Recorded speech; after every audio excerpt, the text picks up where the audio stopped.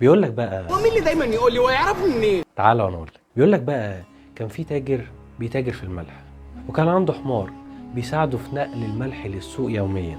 وفي احد الايام اضطر البائع والحمار انهم يمشوا في نهر صغير عشان يوصل للسوق.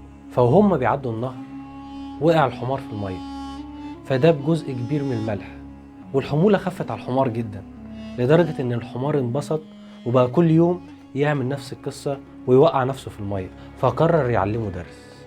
تاني يوم ملى التاجر الأكياس كلها قطن وحطها على ظهر الحمار، وقرر الحمار يعمل نفس الموضوع ويوقع نفسه في المية. لكن اللي حصل المرة دي بعكس كل مرات، إن الحمولة زادت جدا لأن القطن شرب المية فتعلم الدرس، والتاجر فرح جدا.